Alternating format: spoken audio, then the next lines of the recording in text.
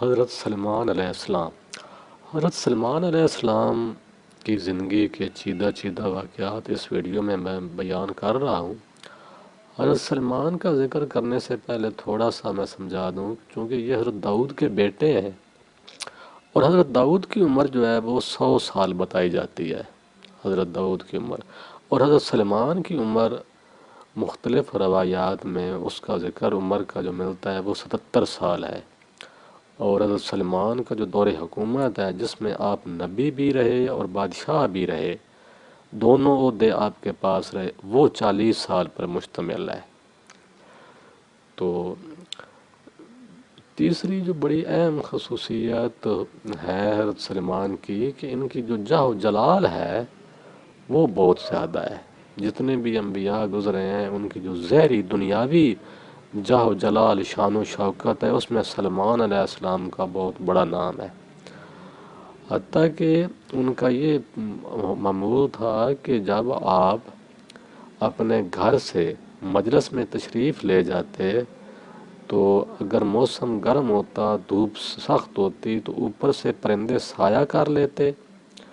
اور جو دونوں اطراف ہوتے وہاں جن اور انسان کھڑے ہو جاتے،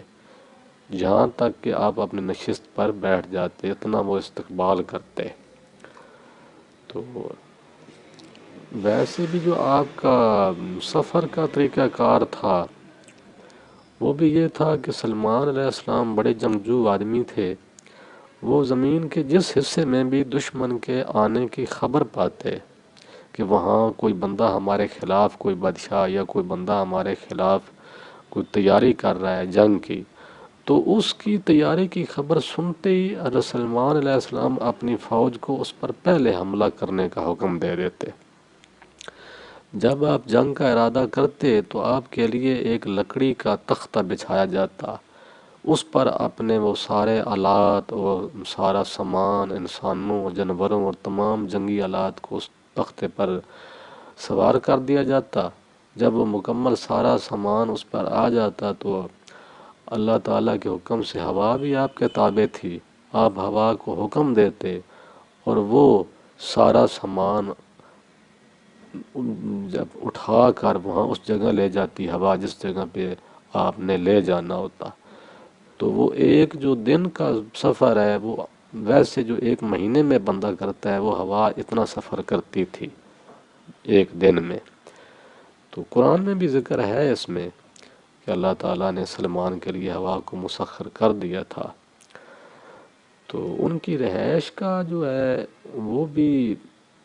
تھوڑا سا تذکرہ ضروری ہے کہ ان کی رہائش کے بارے میں یہ بتایا جاتا ہے کہ ان کی رہائش جو دریائے دجلہ ہے اس کے کنارے پر تھی، دریائے دجلہ کے کنارے پر۔ وہ رہائش بھی بڑی وسیع تھی، وہ مکانات، وہ محلات، وہ سارے وہ بھی بہت بڑے وسیع تھے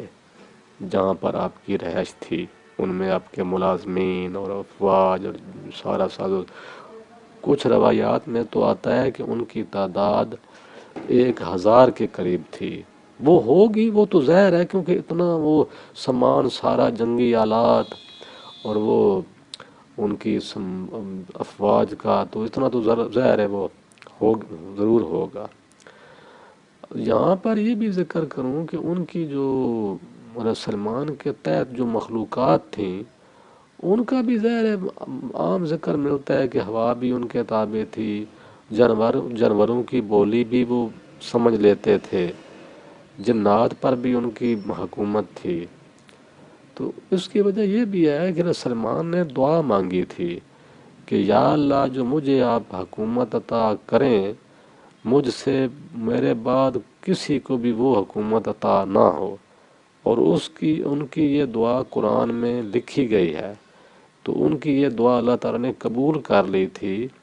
اسی وجہ سے ان کی وہ لشکر، وہ جاہ و جلال جتنے وہ ان کے پاس تھے وہ بعد میں اور کسی بندے، نہ پہلے کسی کے پاس اتنے تھے نہ بعد میں کسی کے پاس اتنے تھے۔ تو ان کا جو لشکر ہوتا تھا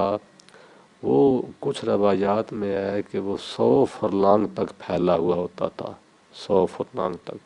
جس میں 20 فرلانگ جو تھے اس میں انسان ہوتے تھے اور 25 پر فرلانگ جو تھی پر مشتمل لشکر جو تھا وہ جنوں کا ہوتا تھا، اور جو تیسرا لشکر ہوتا تھا اس میں وحشی جانور ہوتے تھے، جو کہ عام جو ایسے جانور جن سے لوگ خوف کھاتے ہیں، اور چوتھا جو لشکر ان کا لشکر کا جو چوتھا حصہ ہوتا تھا اس پر پرندے ہوتے تھے اس لشکر میں، اور اس لشکر میں 25 پرندے جو تھے نا وہ آپ کے ساتھ ہوتے، جو 25 نسلیں تھیں نا ان کے آپ نے اصل میں وہ ہر نسل سے ایک ایک پرندہ جو تھا وہ آپ نے سردار بنایا ہوا ہوتا تھا،